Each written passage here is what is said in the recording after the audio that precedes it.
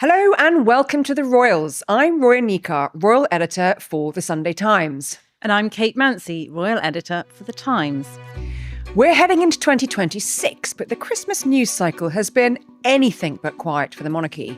Just as the palace was surely hoping for a fresh start, a series of stories has brought new challenges.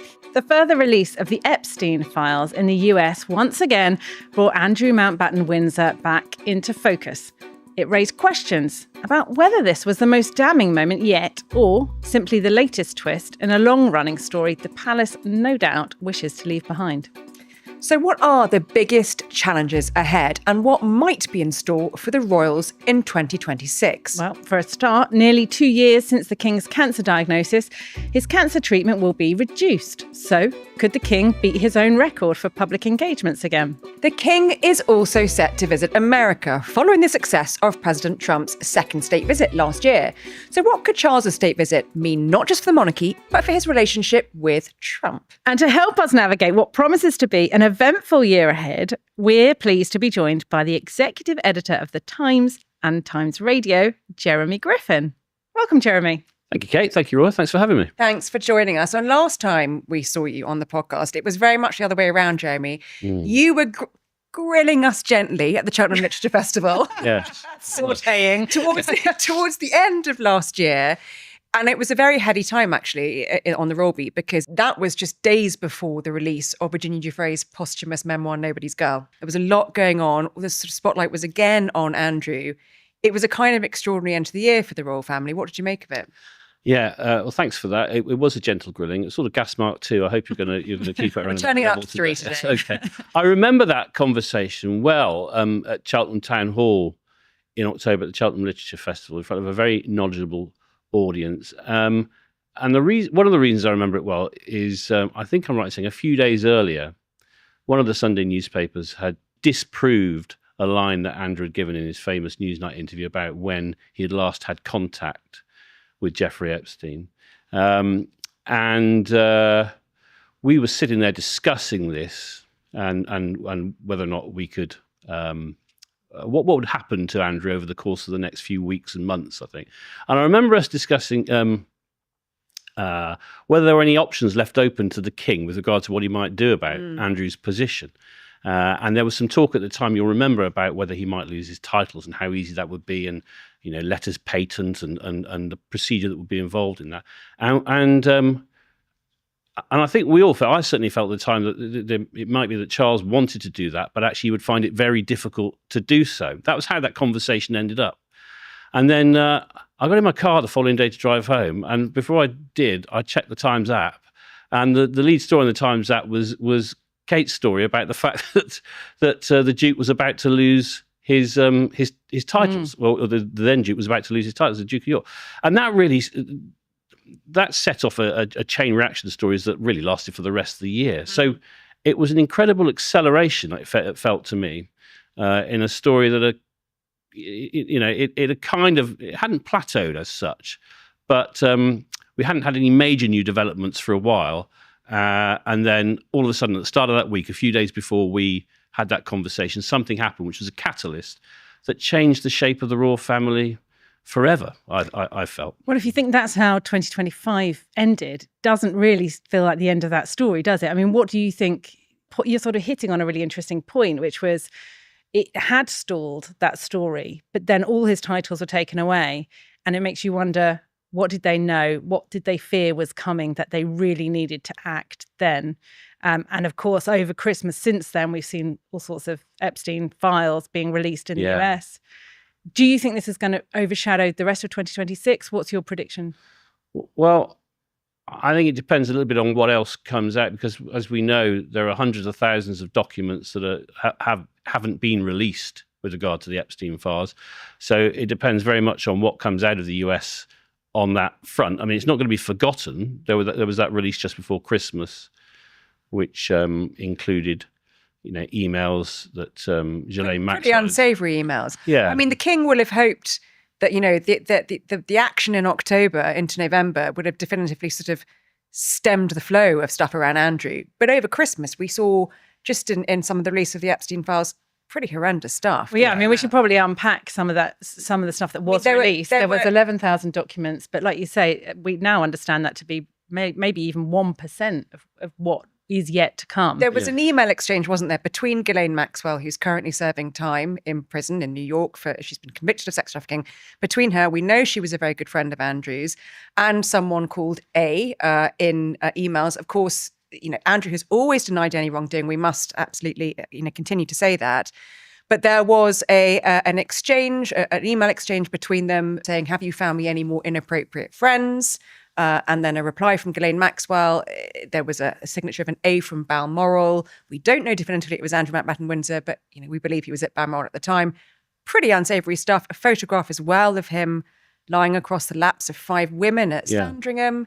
It just it kept it all going, doesn't it? It felt like for the first time that there was more to it as well. That that we saw correspondence, didn't we, between Ghislaine Maxwell and a contact in Peru, where he was about to go in 2002, in which she seemed to be procuring intelligent, pretty and fun women from good families for this invisible man. There is no suggestion of any illegal activity on the Peru trip. Yeah, well, whoever A was in these emails, it was pretty grotesque what she seemed to be asking for. So, I think Charles did do his best to kind of cauterize this when he saw to it that Andrew lost, well, initially the dukedom and the Knight's Garter, I think, but then eventually he had his prince title rescinded before. Yeah, at the end of October, he had that prince title. Exactly. And that was from the king himself. And interestingly, as we've talked about on the podcast before, I know Roya's mentioned it, is the king then actually saying that they had the utmost sympathy for the victims of Epstein, which something obviously Andrew had not said prior to that. Yeah.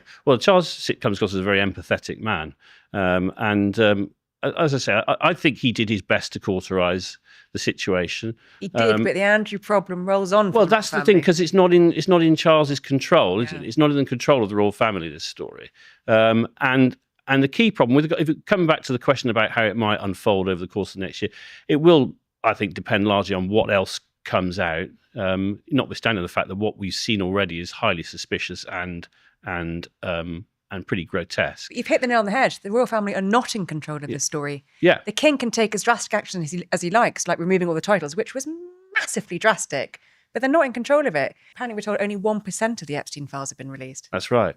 So who knows what else is going to come out? And whatever does come out, even though Andrew has now been sort of siphoned off to wherever he's going to live on the Sandringham estate. The point is that photograph, for instance, that was taken, anyone who's watched the King's speech will recognise that room is where the young Princess Margaret and Princess Elizabeth spent Christmas with George V. And yet here's Andrew sort of draped across the laps of, I don't know, half a dozen anonymous women. And then you've got the emails as well. So the point about that is all of that allegedly happened when Andrew was a fully paid up, working member of the royal family, not in the last sort of couple of years where he's been sort of gently pushed to one side. The question now is, do those pictures which put out Epstein and all of that at the heart of the royal family, does that have a material impact on the monarchy as it stands? Well, I think if it comes to light that there were people within the royal family itself or within the household who knew what Andrew was alleged to have been up to, then that will have a very damaging effect. There are question marks over that, aren't there? Yeah. When he's going on official overseas tours, and we know because we travel with them all the time, there is an entourage, there are private secretaries, there are press secretaries. There is absolutely no suggestion that those private secretaries or press secretaries knew exactly what was going on. But those questions will keep being asked. Yeah, quite rightly. Yeah. Because it's difficult for a member of the royal family to, I suppose, go on those trips, do all that stuff without anyone, without any questions being asked. Yeah. And I mean, what's interesting in the Epstein files, you can see it all being released in the States, but it does bring the story back here to the UK. We've now got a Surrey police saying they're going to look to international agencies to find out about some of the allegations. So it does bring the question as to whether, UK police forces will start talking to the FBI, whether the FBI have more of a remit to speak to Andrew on some of these matters, and problem trundles on. I think it's highly unlikely that we won't see more material that raises questions about Andrew's conduct, because it's if you think about it, it's quite helpful for the US to be able to push this story towards our shores and keep it away from their own. The Buckingham Palace there was no official response to any of the latest stuff that came out over the Christmas period from the Epstein files, but there was a very interestingly timed interview which the Queen gave to BBC's Radio 4 Today programme. Of course, it was pre-recorded before all this came out, but the subject matter was fascinating. Camilla was talking to John Hunt and his daughter Amy. John Hunt, the racing commentator, his wife and 2 of his daughters were brutally murdered. And Camilla, during the course of that very, very poignant conversation, very difficult conversation about, the most extreme form of domestic violence and violence in a relationship, talked about her own experience of a sexual assault when she was young. One of the things we have talked a lot about on the podcast is the very fact that Camilla, obviously a long-standing campaigner on this issue, she has done a lot for many years on it. So does the Duchess of Edinburgh. And that has become increasingly not tricky, but, the friction between that and what we have seen come out of the Epstein files and with Andrew's conduct has been marked. So the timing of this was really interesting. It was one of the worst things that we heard about, I think, over the last couple of years, that crime. I really, really like Camilla. I think empathetically and intellectually, she's almost the exact opposite of Andrew. And she showed that when she sat down with John Hunt. And it would have been quite easy for someone who was less emotionally deft, if you like, to have used it as a way to get their own story out again, because we knew a bit about what had happened to Camilla because it was revealed in Valentine Lowe's book that we serialised it in the Times and the Sunday Times. We had him on the podcast talking about it. Okay, yes. So we knew about that. So this was the fact that she was attacked on a train as a teenager, and fought off essentially a sex assault. Yeah. But this was the first time she'd actually spoken about it herself. Yeah, exactly. And so we got the chance to hear her speak about it personally, but she didn't let it overshadow John Hunt's story, the story of what had happened to his family. And she recognises, as you say, Roy, she has been campaigning on this issue for a long time. But she recognises that it's not an issue that has gone away. If anything, it's gone in the opposite direction. It's a societal problem, violence against women and girls, and it's important for someone in her position to use what she referred to, I think, as a tiny soapbox to campaign against it. And that's what I felt she was doing in that interview, but in a very, very sympathetic way, which allowed John Hunt to speak very personally and movingly about what he had been through, and about how he still talks to his wife and daughters. I thought the whole thing was superbly done, very naturally done, and it just left me in awe of Camilla. Actually, I always think she'd be quite a good journalist, actually, because when we do see her sitting down with people, they do open up to her. She's a good listener. She is a good listener. She gives them chance to talk. Yeah. And she asks really insightful questions, and she's really interested. I'm old enough to remember her coming into the Times newsroom once, about 15 years or so ago, when we were in a different building, and she performed very well in news conferences. Very interested in the story. She came in, sat down, had a cup of tea, and saw what we did for the day. I agree with you. She would make a good journalist. She did. I was on a rival newspaper then, Jeremy. Imagine that. And I remember her coming into the newsroom then and talking, actually being introduced to her for the first time. And she's also very good at flattering people when she wants to, because she said, "Oh, so how long have you been doing this brief?" And I said, quite a few, a number of years. And she said, "Oh, you must have started in the cradle." And I thought, very clever, Camilla. She didn't say that to me.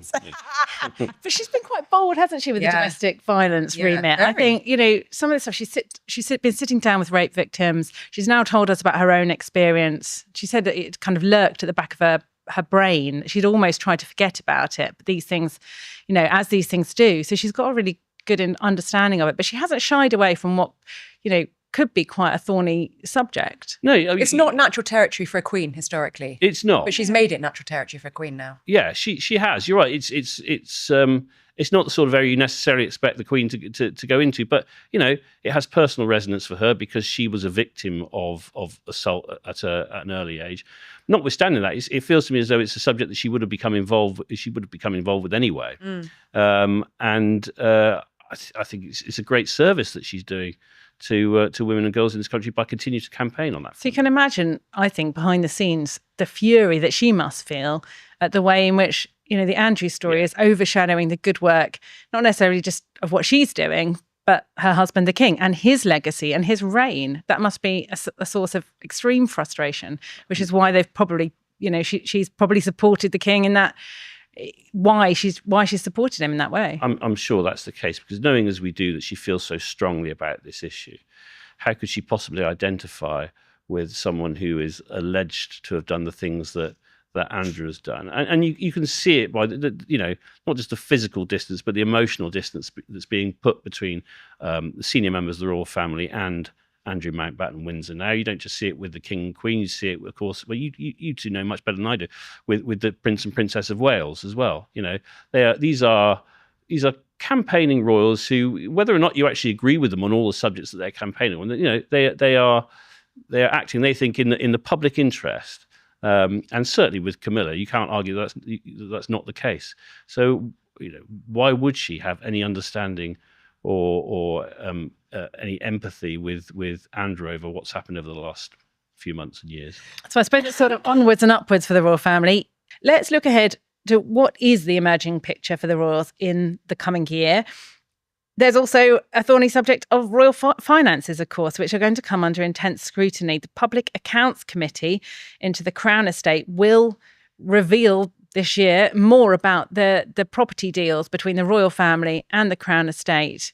Follows, obviously, Times revelations about the fact that Andrew Mountbatten-Windsor paid a peppercorn rent for years, 2 decades, on the Royal Lodge. Andrew paid a £1 million premium plus £7.5 million upfront for refurbing and agreed to pay a peppercorn rent if demanded. He'll be moving out this year to Sandringham, we're told. And then, it's a bit of a can of worms, isn't it, Jeremy, about what we might uncover. Yeah, I think it's not just going to stop at Andrew, is it? No, this was another thing that happened towards the latter end of last year, because obviously there's been discussion about the royal finances for many years, and arrangements have been changed. They were changed when the coalition government was in place all those years ago as to how the royal family was funded. But we saw a big reaction when we published that story about Andrew paying a peppercorn rent at Royal Lodge.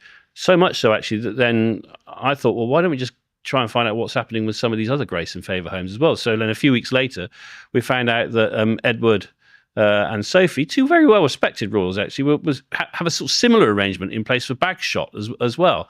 And I think people are rightly, going to ask questions about why, people of their status are able to pay such small sums of money to stay in such, palatial homes. That's just one aspect. I think we should add that like Andrew, Sophie and Edward did pay a sort of a lump sum, didn't they, up front? Yeah, they did. Bagshot. In 2007, Edward's company paid £5 million up front for a 150-year lease, and the ongoing rent is peppercorn. But you're right, they have a very fair, there's a big dispute over whether it's commercial rent they pay every year but over Bagshot. And even though they're working royals, the Public Accounts Committee, as you say, not just anyone's going to, government, not government, but Parliament is now going to ask questions about that arrangement and others. That's right. And that's completely fair. But that's just one aspect of the whole royal finance discussion. Now, I don't pretend to be an expert on the ins and outs of it at all, but I think that hair is now running, and there will be probably greater public scrutiny of the way the royals are funded and the fairness of those arrangements over the next few months than there ever has been. I think one of the things we should look ahead to as well, I mean, we've talked about the Epstein files, you mentioned it's interesting, perhaps some of that, there's been a heads up to try and shift attention away from what's happened in America with the Epstein files. But we are going to have a lot of royal engagement with Trump in America this year, because it's been widely reported that the king is looking at making a state visit to America in the spring.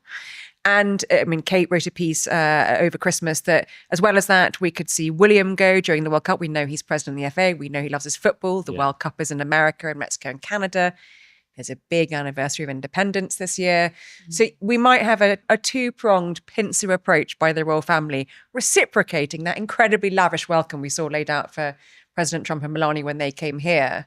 Why do we think that's important for us to be doing? Why are we possibly sending a double header over to America? Well, I just think that, we know that Trump responds to that kind of approach, don't we? And so if our relationship with the United States, i.e. the relationship between our government and the US administration, is important to us, which clearly it is, then it's quite a good use of what the state has to offer to send Charles and other senior members of the royals over there to I don't know, keep stroking Trump's ego as much as anything else. I think I don't particularly have a problem with that. I think if it's beneficial to us, then that's the sort of thing you actually do expect your head of state to do. Well, you know that he would love to have dinner with the king, much more than he would with Sir Keir Starmer, for example. So it's a kind of a ploy that Starmer can use, isn't it? In all those sort of diplomatic conversations he's having. Send our royals to stroke Trump's ego. Well, that's basically what's happening, isn't it? I mean, it's probably not the job description that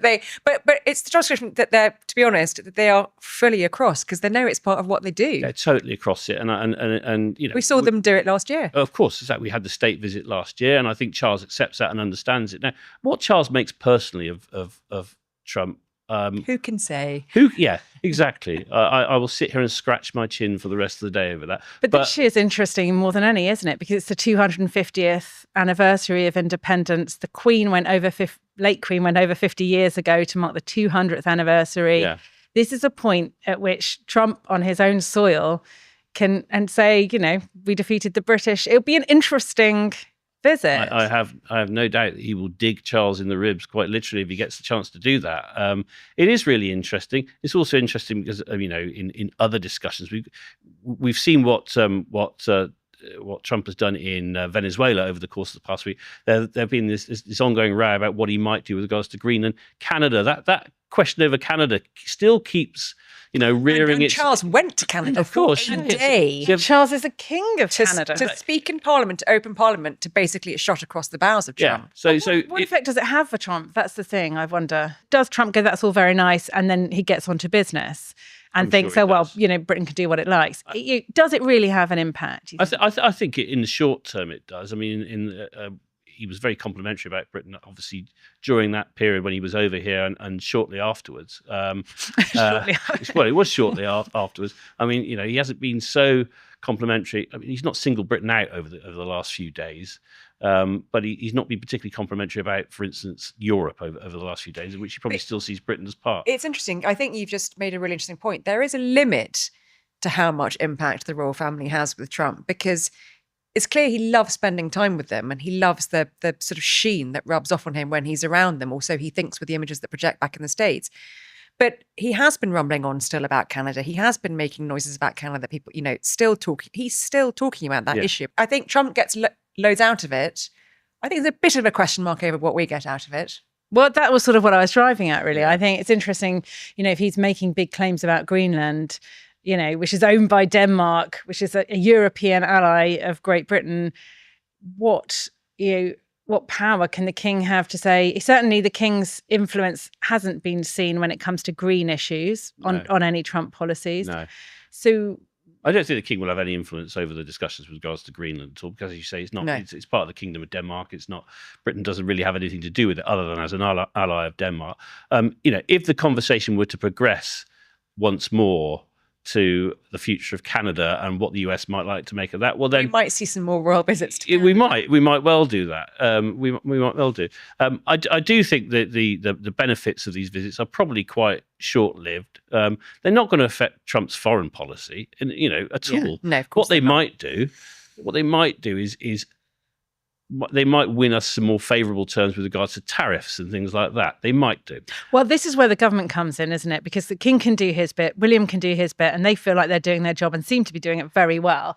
But is Starmer really leveraging the royal family in the right way? Like Roya says, are we really getting our bang for our buck when it comes to these things? That's a question for the politicians, surely, to make sure that if they're rolling out members of the royal family, the crown, with seemingly, really positive effect, surely they should be getting something in return. Behind the scenes, those conversations have to be taking place. I think that's very fair. We have to have something tangible in return, basically, if we're going to go and prostrate ourselves in front of the president. Speaking of America and the royals in America, we have royals in America already. Of course, we have the Duke and Duchess of Sussex, firmly ensconced in California for the past 6 years now, coming up to 6 years since they Goodness. left, which we've hit. Prince Harry, the Duke of Sussex, is going to be in the news a lot over the next few weeks because he's going to return to the UK within the next week, as soon as within the next week, for the final big trial against the tabloid press, against Associated Newspapers Limited. He, Elton John, Baroness Lawrence, Elizabeth Hurley, and several others, of course, with claims which ANL strenuously denies about historic phone hacking, unlawful information gathering. It's going to make a lot of headlines. It's another issue for the royal family that's sort of a rogue issue that they have no control over, really, because Harry is no longer within the working royal fold. How do you see that playing out? Well, as you say, I think the rest of the royal family would rather it wasn't happening. It's going to make uncomfortable viewing, isn't it? It's going to make really uncomfortable viewing. And in terms of the court case, well, let's see how that plays out. But I mean, what experience I have of stories regarding Harry is that, wherever he goes, trouble or controversy tends to trail in quite short order afterwards. So, without being unfair to him, because he hasn't got here yet, I'd be surprised if it was a straightforward visit. Well, that's interesting, isn't it? I mean, he always begs the question every time he comes over, will he meet the king? He came over to the UK in September for a few days and was able to have something of a reunion with Charles. They had a 50-minute meeting over tea at Clarence House. It seemed at the time to be the start of a rekindling of the father-son relationship. And shortly afterwards, it seemed to unravel. Certainly in the press, there was a report in the Sun paper saying that Harry had given Charles a framed photograph of his family. Now, the Montecito reaction was that must have been leaked by somebody at the palace who was intent on sabotaging, that was their word, that relationship between father and son. The palace then completely, held their hands up saying, goodness, we're baffled and bemused by this. This is not true. And they felt slighted, having, made the effort to make that meeting happen. So very shortly after that, we understand this time there will be no meeting. Well, I've been told there's no plans for any meeting between Harry and the King, who's most likely to be in Scotland, and certainly doesn't want to get drawn into any active court proceedings. Yeah. He doesn't want to be seen to be linked to that. And certainly a meeting with Harry would then link the King to those proceedings. So that's not going to happen. It's still the question about his security. So what do you think Harry is still fighting for? Does he want to, is it just a kind of railing against the press? Is it that he wants his family? Does he really want a reunion with his family? What, from your perspective of reading into like it? all of the above, doesn't it? I think so. I mean, he's certainly railing against the press. I think he'd love, to have some sort of reunion with his family, but he's kind of already said that can't really happen on under current terms. And I think, this narrative will haunt his every visit until such time as that whole thing is put to bed, because he has a father who has been, suffering from cancer, as far as we know, for at least the last couple of years, been undergoing treatment. And it's well known that there's no love lost now between him and his brother and sister-in-law. We're not even asking if if Harry's going to make time to see William. That question is finished. Yeah, people don't even query that anymore. Exactly. So it's a family tragedy being played out very much in the public eye. So every time he comes back over to the UK, until such time as some of those issues are put to bed, that will be the story that's written about. Well, I'm sure we will talk about Harry a lot more in the coming weeks as we see him on these shores, and we'll see how that trial plays out. All of which brings us to the point of, what does the monarchy look like in terms of how things are going to play out in 2026? We've talked about the Andrew problem. We've talked about the Harry issue. Things are, those are two sort of bumps in the road that are never going to be particularly smooth for the royal family, possibly more uncomfortable questions about royal finances. But there are some good, positive things to look forward to, aren't there? And we've had Kate and I have just been seeing images and pictures and words come through from the Prince and Princess of Wales, who've surprised NHS workers today at Charing Cross Hospital. We've had William talking about, how important it is to recognise people that work for the NHS. He used to work for East Anglia Ambulance. He talked about Catherine's own health journey. She was talking to someone who volunteers in the chemotherapy department. they are, if not sort of the great future hope of the royal family, certainly the mood music around them is more positive, I think, than some other elements that we've been talking about. Kate, you recently did a long read for the Times magazine about Kate, the other Kate, Catherine, looking ahead, looking about sort of her key areas of focus with people around her, people that she's worked with, talking about what kind of woman she is now, what kind of queen she might be. Tell us a little bit more about what you found out. Well, it's interesting because I think now's the time to start asking questions about what kind of queen she will be. And that's no disrespect to the current queen, and it's no indication or reading the runes on, Charles's condition. But I think, looking ahead and Palace always plan, I think it's important to ask those questions. She's now the most popular member of the royal family according to the latest YouGov poll. I mean, her and William are right at the top. Do look at those polls. They do, like politicians, they have to have the public support, even though they don't need the votes, they need the public support ultimately behind them.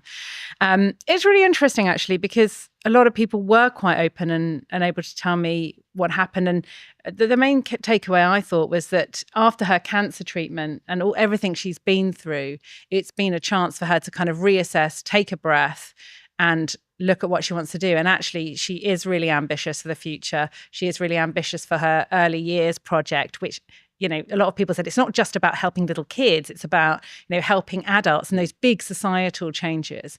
But the cancer treatment, as anybody who's been through it will probably say, has had a massive impact on her outlook and what she wants to achieve and what she does. But it's actually, she's quite an enigma, really. There's not really much we know about her in the public. She's followed the late Queen in that respect, in that she has maintained a lot of privacy. She's done it quite well. And it's interesting, apparently she loses her phone around the house quite a lot. And, I of us. And there are elements of humanity that you can, she wants to see her kids do well. She's worried about, Prince George going up to secondary school, and she does not want him to be a lonely boy in the way that, then Prince Charles, now the king, was a lonely child. And he said it himself in an interview in 1969, and he was interviewed when he turned 21. He did not, he spoke about his childhood being lonely because he was put on a pedestal by his peers, even by his teachers.